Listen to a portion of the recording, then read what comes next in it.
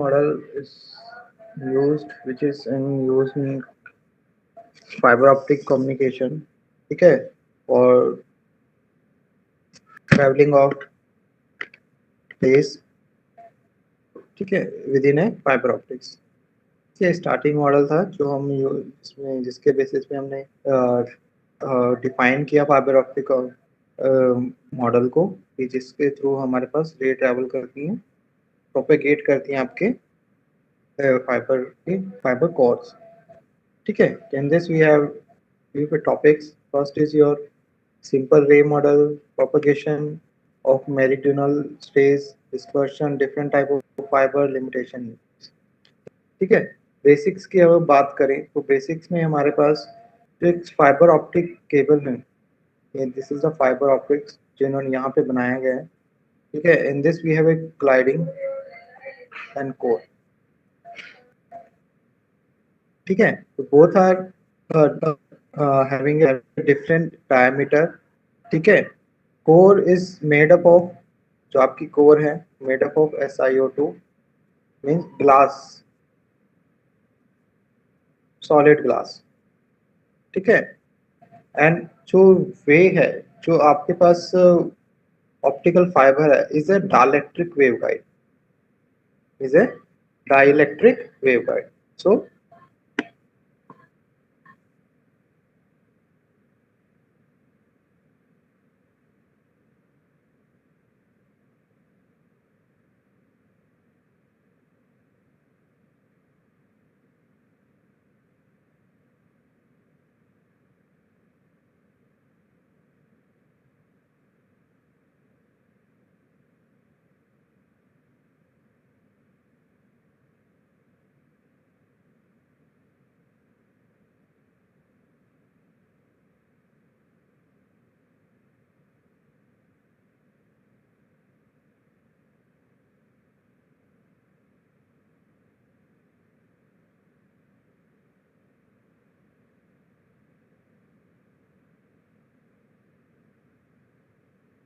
Yes, I am audible?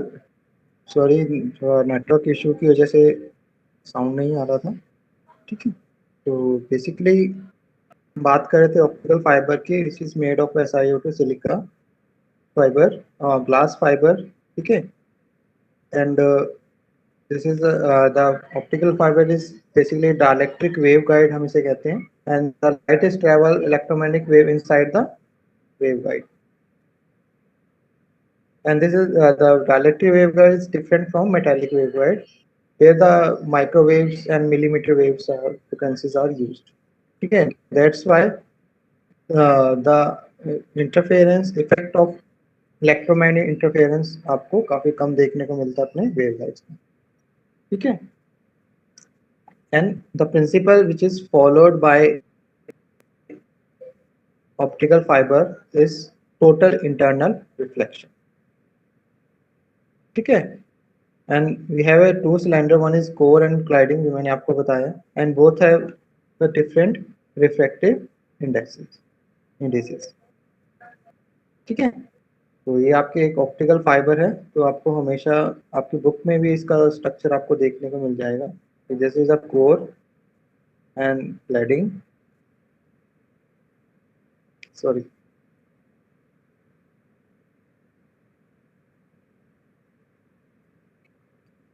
ये आपके पास cladding है।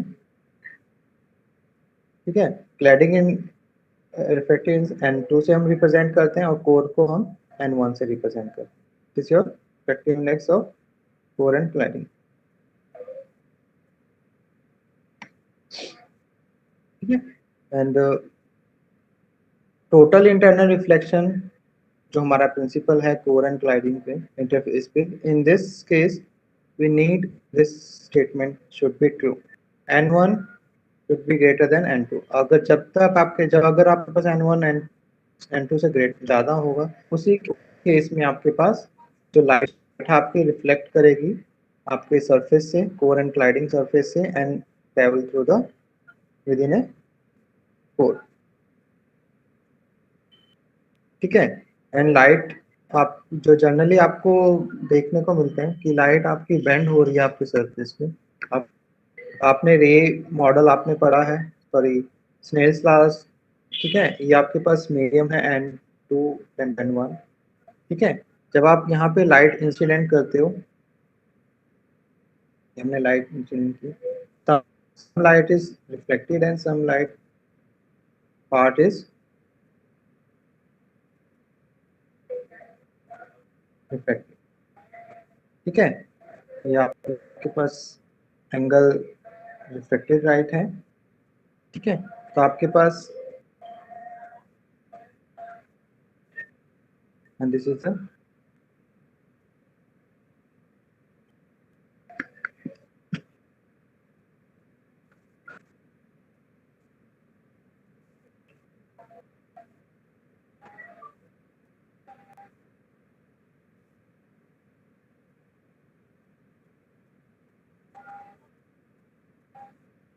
ये आपके रिफ्लेक्टेड है और ये आपके पास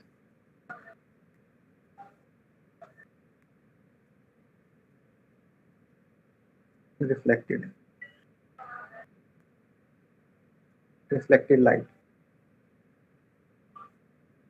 ठीक है। तो आपके पास जो रिफ्लेक्शन है, यहाँ पे रिफ्लेक्शन किस वजह से आता है, because the reflective indexes of this medium, second medium is different from first medium, ठीक है। अगर ये आपके पास वैक्यूम है, ठीक है, ये वैक्यूम है और ये आपके पास मेटल है,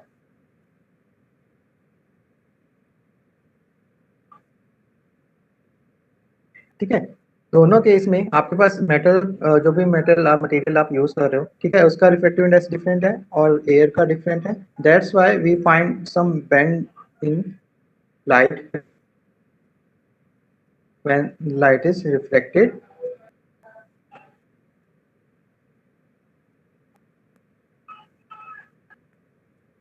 in a second medium, because यहाँ पे जो स्पीड है लाइट के, जो ट्रेवलिंग स्पीड है c which is change, जो एक्चुअल स्पीड हमारे पास वैक्यूम में होती है 3×10⁸, ठीक है, देखने को मिलता है। बट इसमें आपके पास जो मीडियम 2 में है, जो लाइट जो ट्रेवल कर रही है उसकी जो स्पीड है वो 2×10⁸ may be less than the vacuum. That's why the light is retarded in this second medium, ठीक है। तो यहाँ पे भी हम उसी लॉ को फॉलो कर रहे हैं, हम टोटल इंटरनल रिफ्लेक्शन की यहाँ पे बात करते हैं। And the case for is, the condition is n1 is should be greater than n2 and angle is greater than theta, incident angle is greater than critical angle, ठीक है। ये आपकी कंडीशन है, तो यहाँ पे हम वही लॉ यूज करते हैं। तो नेक्स्ट हम इसी लॉ की हम बात करेंगे रे मॉडल, ठीक है। रे मॉडल में आपके पास we have two type of possibility, जो हमारी लाइट प्रोपेगेट करते हुए इस side the core, we have two type of possibility. One, and due to this the light is travel within a fiber, ठीक है। First is possibilities which called is the meridional ray. According to this, a light ray is launched in a plane containing the axis of the fiber. We can then see the light ray after total internal reflection travel in the same plane. That is, the ray is confined to the plane in which it was launched and never leave the plane. Means जो आपकी light है, ये आपके पास जो light है, ठीक है, travel in the same plane, ये आपके पास प्लेन है, सेम प्लेन पे ट्रेवल करते हैं and confined to this plane and which is it was launch and never leave this plane, ठीक है। तो इस प्लेन में हमने इसे लॉन्च किया और इस प्लेन को वो छोड़ेंगे, means does not pass this core and travel to the cladding, no, that is not possible.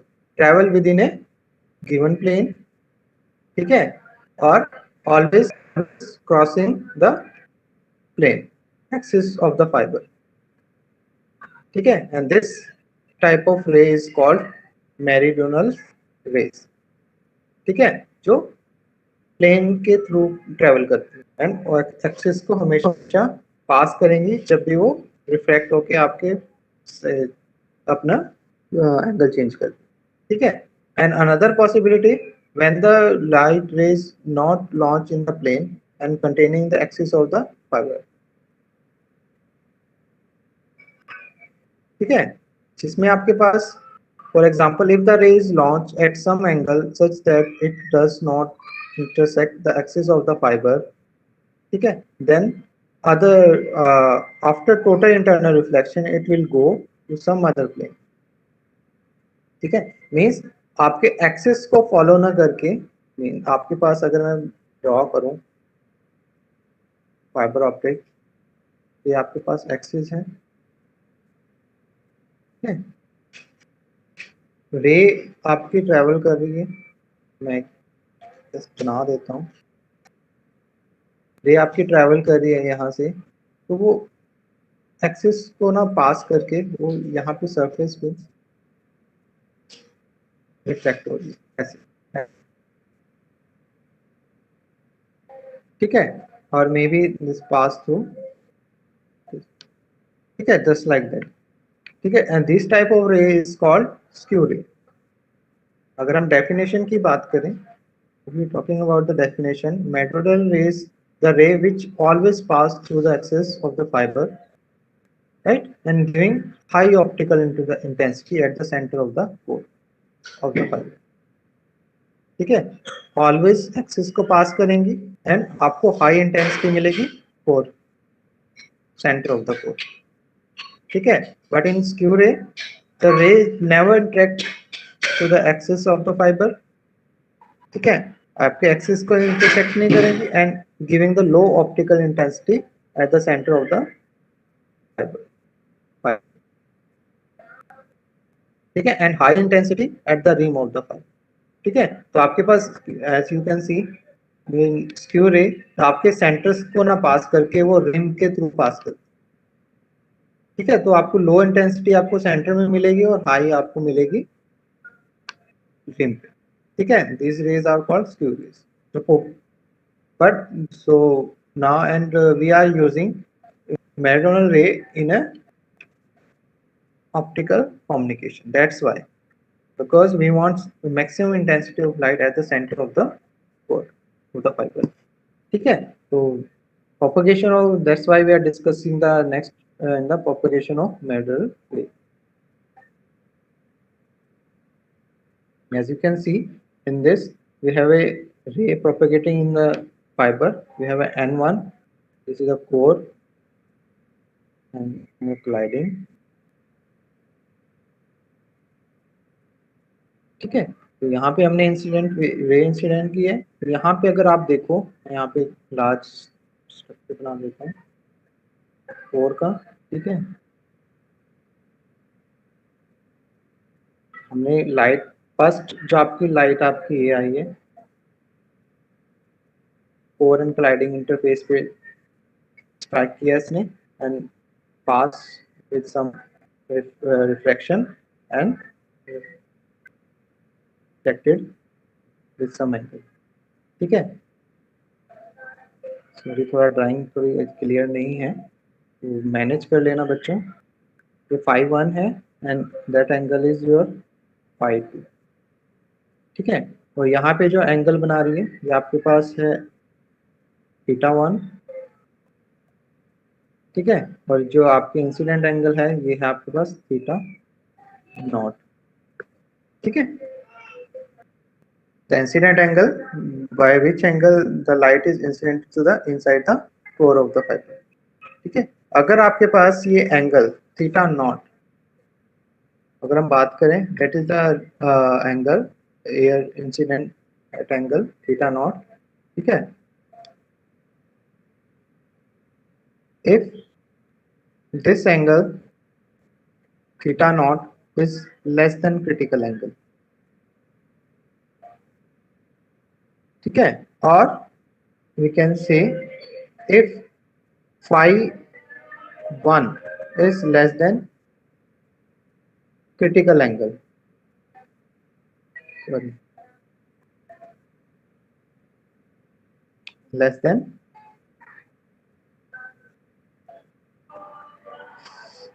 Sorry बच्चों थोड़ी मिस्टेक्स अभी ऑनलाइन टीचिंग में थोड़ा सा प्रॉब्लम आ रही है, सॉरी, तो हम क्या बात करें, क्रिटिकल एंगल।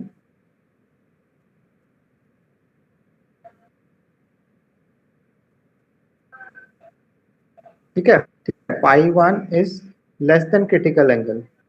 तो उस केस में क्या होगा कि आपके पास जो रे है, यहाँ पे आप ग्रीन लाइन देख रहे हो कि आपकी रे आपके कोरेंट क्लाइडिंग के सरफेस में स्ट्राइक तो करती है and then striking and pass this core and cladding, mean we find the total reflection not reflection.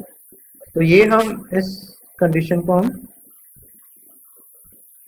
Use नहीं करेंगे, बिकॉज अगर आपके पास हम ये कंडीशन यूज करते हैं तो हमारे पास टोटल इंटरनल रिफ्लेक्शन नहीं मिलती, और जो हमारा एक्चुअल लॉ है, जो हमारे लॉ हमारा कहता है कि हमें total internal, we need total internal reflection to perform the communication in a fibre optical fibre. ठीक है, तो हमारी लाइट पास कर जाएगी कोर से and we get zero signal at the output side.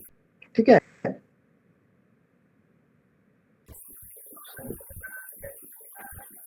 Right.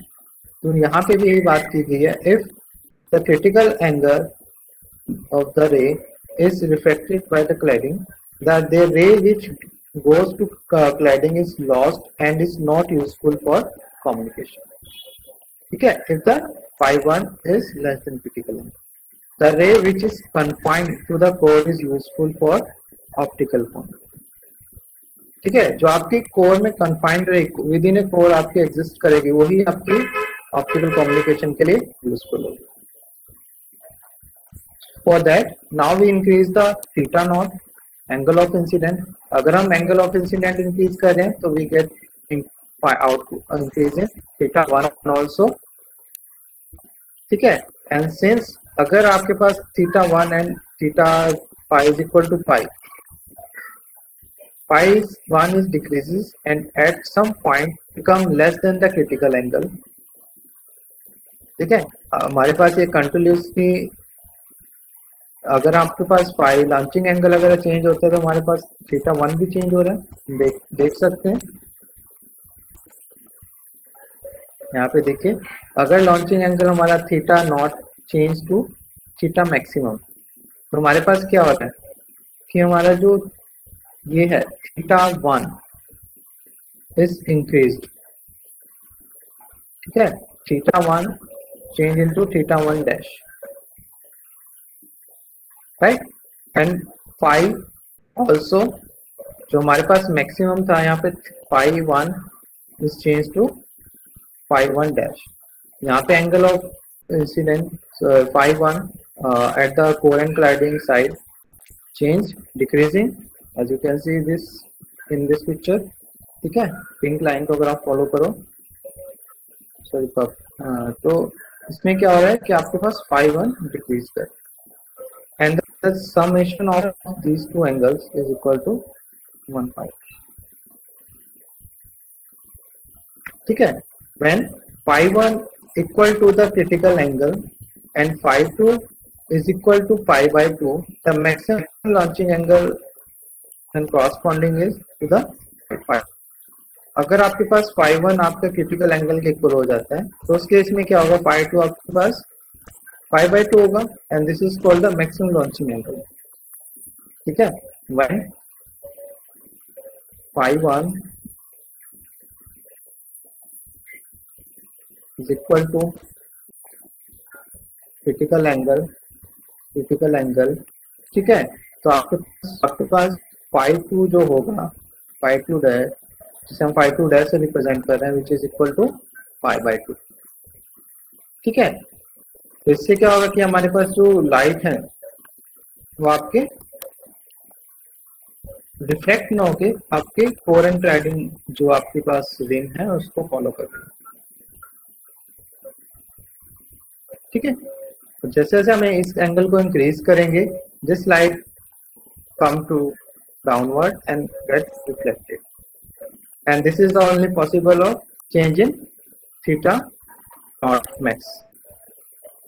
ठीक है, when theta naught max is greater than critical angle, ये तो इक्वल का केस हुआ। नेक्स्ट यहाँ पे क्या हुआ, ये इक्वल हो गया। अगर आपके पास theta not max is greater than critical angle, तो क्या होगा? We get the total internal reflection.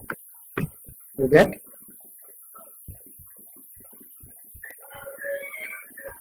internal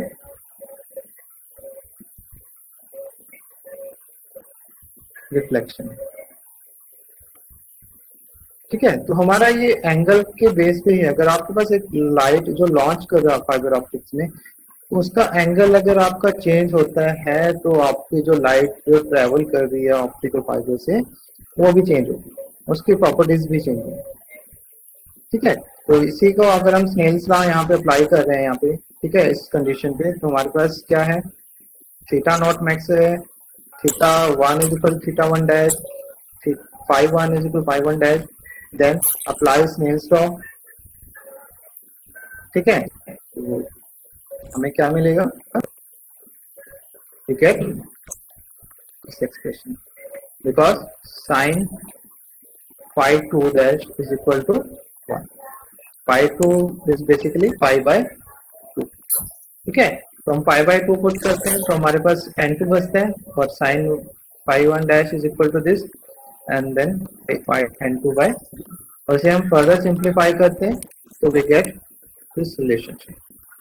In this, sin phi, so theta naught max is equal to 1 root of n1 square minus n2, and this expression is called numerical aperture. ठीक है, numerical aperture. Sin max is called numerical aperture. This is a condition for maximum light intensity within a arc. Numerical aperture is basically क्या define करता है? Is measure of power launching efficiency of the optical fiber. ठीक है, measure power launching efficiency. ठीक है, कि आपके पास जो कोहेरेंट ग्लाइडिंग के जो इंटरफेस है, ठीक है, कि आपके पास जो लाइट लॉन्च कर रहे हैं आप इसमें फाइबर ऑप्टिक्स में, ठीक है, तो उसका एंगल अगर न्यूमेरिकल अपर्चर चेंज होता है, हाई और लो होता है, तो आपके पास जो लाइट है, लाइट एफिशिएंसी आपको फाइबर कोर में है वो इंक्रीज और डिक्रीज करेगी. ये आप लाइन हमने इसमें भी एक्सप्लेन की है. What is numerical aperture? That this parameter tell us the if we take a optical fibre and put it in front of optical source, then how much light is collected by the fiber from the source. Smaller the value of n, smaller the value of maximum launching angle and smaller the power is collected by the fiber. ठीक है, जितना कम होगा उतनी power आपको fibre के across कम मिलेगी. In other words, if the light is available from various directions from the source, only a portion of light is accepted by an optical fiber and remaining part of the light is rejected by it. ठीक है, तो अगर आपके पास number of multiple sources से light मिल रही है आपके पास, ये आपके पास 4 है, मल्टीपल सोर्सेज हैं, लाइट सोर्सेज हैं, ठीक है, यहाँ से लाइट मिल रही है, तो आपके पास हर maximum light due to the effect of numerical aperture only some part of light pass traveling within a optical fiber and other lights are rejected. जो आपके पास एक क्रिटिकल एंगल की कंडीशन को फुलफिल कर दी है वही आपकी ट्रैवल करेगी, other lights are pass from the fibre, rejected by the fibre. ठीक है,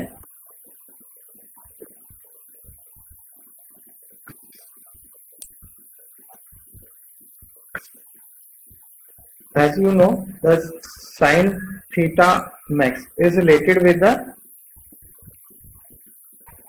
coherent colliding indices. ठीक है, रिफ्लेक्शन रिफ्लेक्टिव इंडिसेस. ठीक है, जितना आपका वेरिएशन आपको इंडिसेस में मिलेगा n1 square minus n2 square, you find the maximum change in numerical aperture, और जितना ज्यादा आपका हाई होगा न्यूमेरिकल अपर्चर उतने ही आप मैक्सिमम लाइट आपको एफिशिएंसी आपको ऑप्टिकल फाइबर में मिलेगी.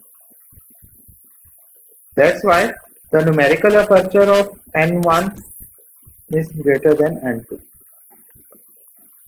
ठीक है, और N1 हम ग्लास फाइबर यूज कर रहे हैं, ग्लास यूज कर रहे हैं, तो उस केस में 1.45 होता है, और फिर N1, ठीक है, और N2 हमारे पास मिनिमम कितना हो सकता है, 1 इक्वल टू 1, ठीक है। और 1 क्यों, 1 के मतलब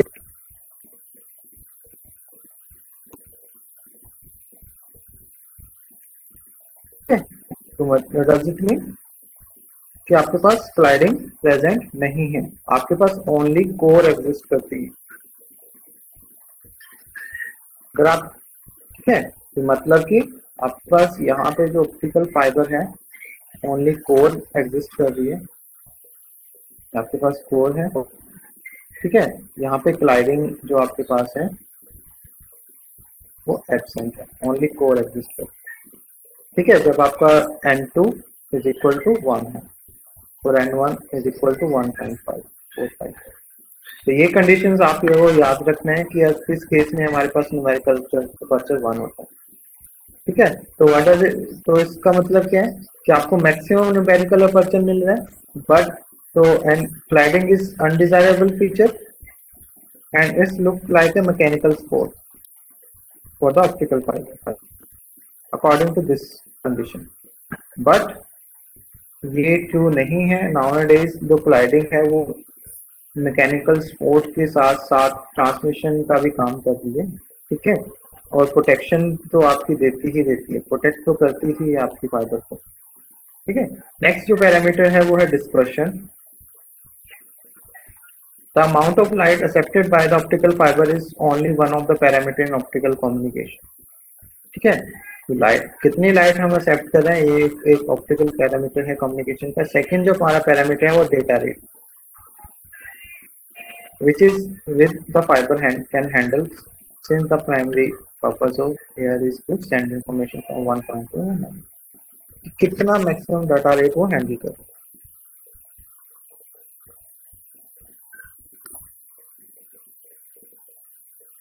ठीक है।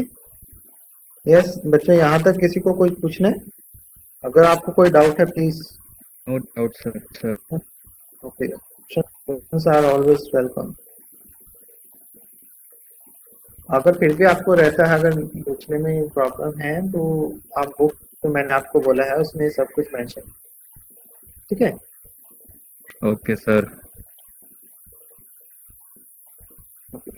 तो हम बात करें डिस्पर्शन की, तो इन case of, as you can see in this figure 4, all the ray contained within a cone to theta naught maximum, ठीक है।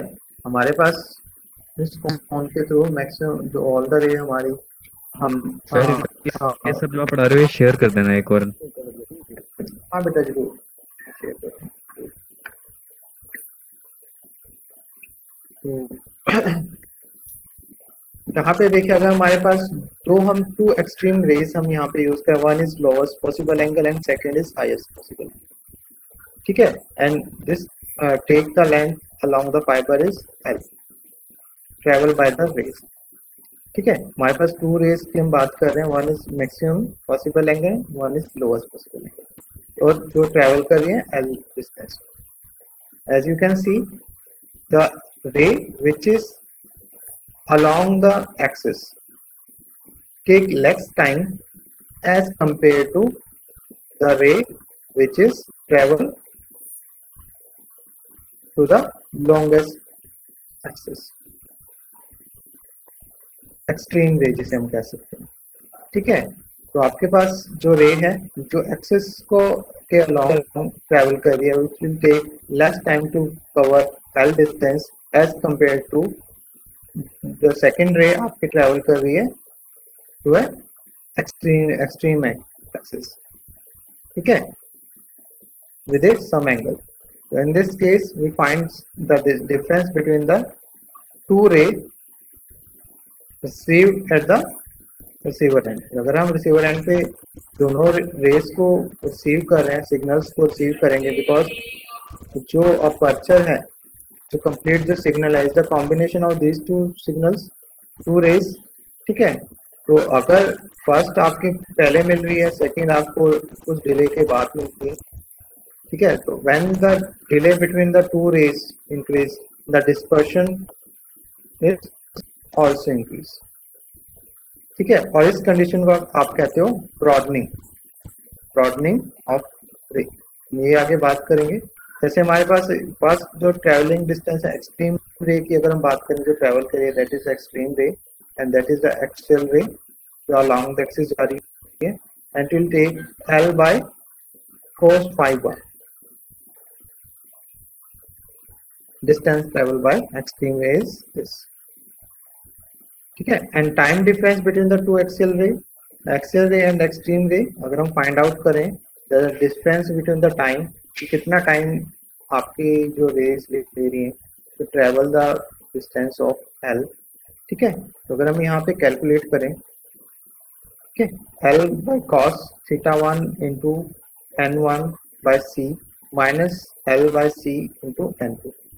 L is the length, C is the velocity of light, ठीक है, N1 is your refractive indices of core, ठीक है, and this is the angle cos theta 1, angle of extreme, इस angle के through वो travel करेगी, इसका थीटा 1, ठीक है,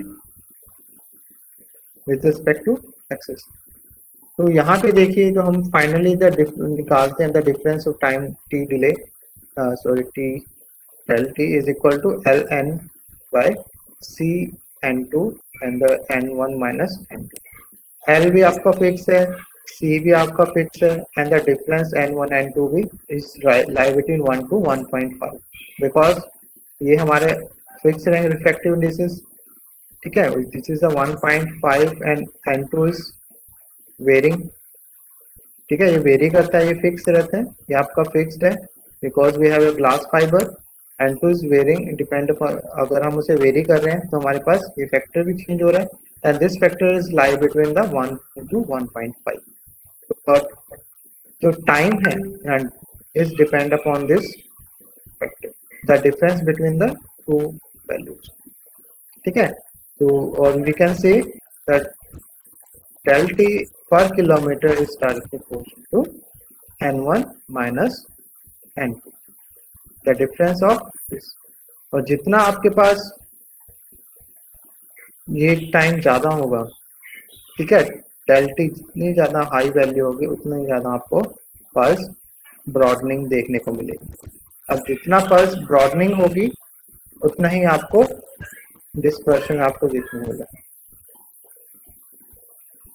ठीक है, उतना हाई आपको डिस्पर्शन देखने को मिलेगा, ठीक है, तो we try to minimize the pulse broadening and for this we need to control the refractive indices of core and Clyde.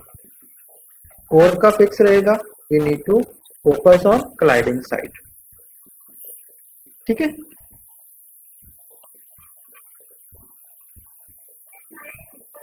ठीक है, so that is the phenomena of dispersion. Right? For low dispersion, N1 minus N2 should be as small as possible. So for an optical fiber, the refractive index of core is made of close to the refractive index of cladding as possible as. ठीक है, तो हमारा जो core का रहेगा वो cladding के as small as possible. The difference between these two refractive indices should be minimum, so that we get minimum dispersion. But हमारे पास एक कंट्रोवर्शियल स्टेटमेंट बनती है यहाँ पे। फर्स्ट इज, हम पहले हमने क्या बात की, हाई लॉन्चिंग एफिशिएंसी के लिए क्या चाहिए, should be as large as possible, जितना ज्यादा आपके पास डिफरेंस रहेगा उतना ज्यादा आपके पास न्यूमेरिकल अपर्चर आपको देखने को मिलेगा और आपको हायर एफिशिएंसी मिलेगी। But in case of data rate bandwidth की अगर हम बात कर रहे हैं, ठीक है, तो उस केस में हमारे पास जितना इस कम रहेगा उतना ही आपको डिस्पर्शन कम मिलेगा और ज्यादा डेटा रेट मिलेगा, ज्यादा डेटा आपको, that is the controversial statement,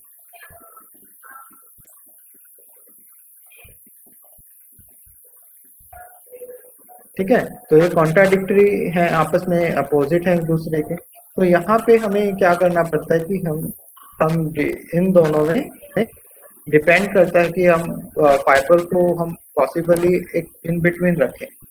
We make that fiber should be lie in between these two trees.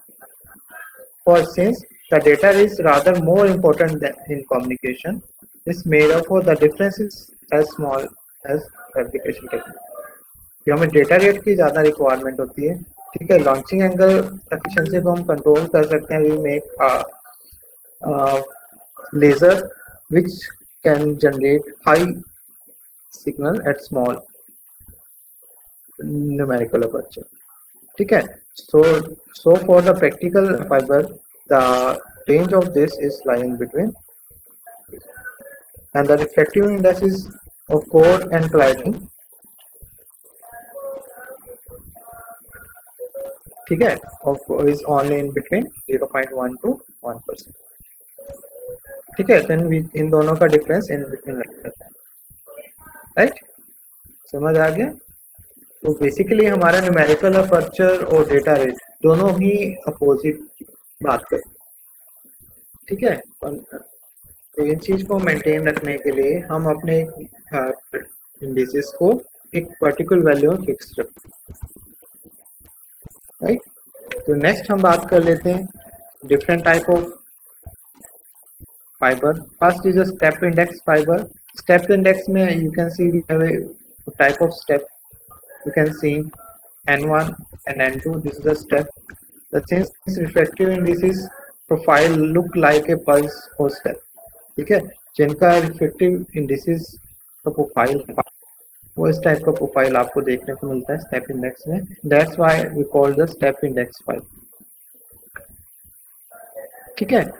This structure is useful for analyzing propagation of light inside the optical fiber. ठीक है. Generally, it is not used in practical because data rate is in this fiber is very low. हम इन्हें practical purpose के लिए use नहीं करते, just for analysis purpose के लिए हम step index file को यूज करते हैं. Just an exercise इसमें हमने दिया गया है. इसमें आपके पास we take a 1 kilometer optical fiber. ठीक है. N1 is this, N2 is this, and L is this. तो find out करना है आपने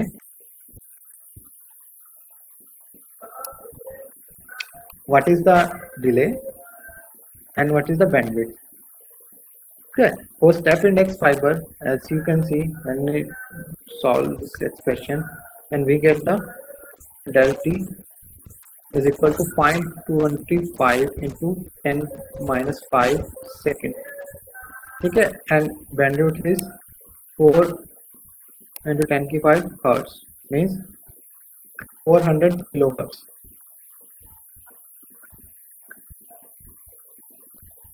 So it will make colliding less optical fiber. Its light launching efficiency is excellent, but it has hardly any bandwidth. ठीक है. You can see हमारे पास speed तो मिल जाती है, लॉन्चिंग एफिशिएंसी अच्छी मिल जाएगी, but we have less bandwidth. यहाँ पे हमें बैंडविड्थ कम मिलती है in case of step index fiber. Even the electrical cable is better than the optical fiber. इस केस में हमारे पास जो इलेक्ट्रिकल केबल्स हैं उनमें हमें ज़्यादा बैंडविड्थ मिल जाती है as compare to optical cable. That's why we are not using in optical fiber step index. ठीक है. और हम while we add colliding, that is the one of the condition of adding colliding. That's why colliding is an essential part of the optical fiber. ठीक है. It does not just provide the mechanical support but increase the bandwidth of the fiber. ठीक है. क्योंकि हमने यहाँ पे क्या किया था कि N1 को तो हमने 1.5 रखा था और N2 हमारे पास 1 था, and 1 means no colliding. ठीक है. तो अगर colliding नहीं है तो हमारे पास लो बैंडविड्थ मिलेगी. ठीक है. But we need higher bandwidth, तो वी शुड यूज colliding. ठीक है. तो मैं colliding की इंपॉर्टेंस भी पता चल गई.